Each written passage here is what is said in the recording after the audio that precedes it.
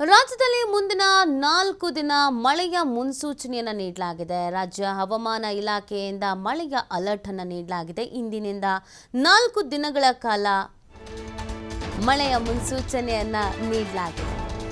ರಾಜ್ಯದಲ್ಲಿ ಮುಂದಿನ 4 ದಿನ ಮಳೆಯ ಮುನ್ಸೂಚನೆಯನ್ನು ನೀಡಿರುವಂಥದ್ದು ರಾಜ್ಯ ಹವಾಮಾನ ಇಲಾಖೆಯಿಂದ ಮಳೆಯ ಅಲರ್ಟ್ ಅನ್ನು ನೀಡಲಾಗಿದೆ. ಇಂದಿನಿಂದ 4 ದಿನಗಳ ಕಾಲ ಮಳೆ ಆಗಲಿದೆ ಅನ್ನುವಂಥ ಮುನ್ಸೂಚನೆಯನ್ನು ನೀಡಲಾಗಿದೆ. ಕರಾವಳಿ, ದಕ್ಷಿಣ ಒಳನಾಡಿಗೆ ಮೇ 4ರವರೆಗೆ ಯೆಲ್ಲೋ ಅಲರ್ಟ್ ಅನ್ನು ಘೋಷಿಸಲಾಗಿದೆ.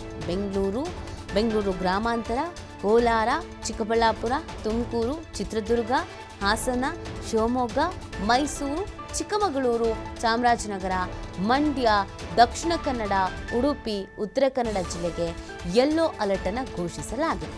ಉತ್ತರ ಒಳನಾಡು ಪ್ರದೇಶಕ್ಕೆ 4 ದಿನಗಳ ಕಾಲ ಆರೆಂಜ್ ಅಲರ್ಟ್ ಅನ್ನು ಘೋಷಿಸಲಾಗಿದೆ. ಬೆಳಗಾವಿ, ರಾಯಚೂರು, ವಿಜಯಪುರ, ಕೊಪ್ಪಳ, ಹುಬ್ಬಳ್ಳಿ, ಯಾದಗಿರಿ, ಬಾಗಲಕೋಟೆ, ವಿಜಯಪುರ, ಗದಗ ಸೇರಿ ಉತ್ತರ ಕರ್ನಾಟಕದ ಬಹುತೇಕ ಜಿಲ್ಲೆಯಲ್ಲಿ ಭಾರೀ ಮಳೆಯಾಗುವಂಥ ಮುನ್ಸೂಚನೆಯನ್ನು ನೀಡಲಾಗಿದೆ.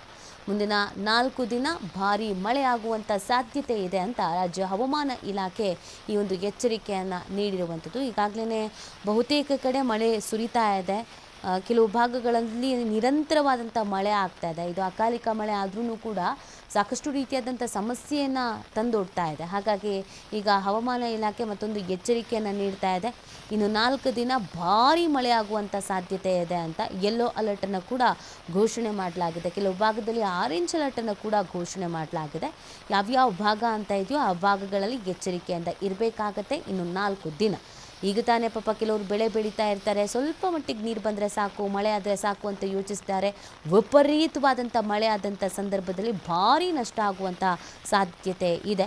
ಹಾಗಾಗಿ ಬಹಳ ಎಚ್ಚರಿಕೆಯಿಂದ ಇರಬೇಕಾಗತ್ತೆ. ಕರಾವಳಿ, ದಕ್ಷಿಣ ಒಳನಾಡಿಗೆ ಮೇ 4ರವರೆಗೆ ಈಗ ಯೆಲ್ಲೋ ಅಲರ್ಟನ್ನು ಘೋಷಿಸಲಾಗಿದೆ.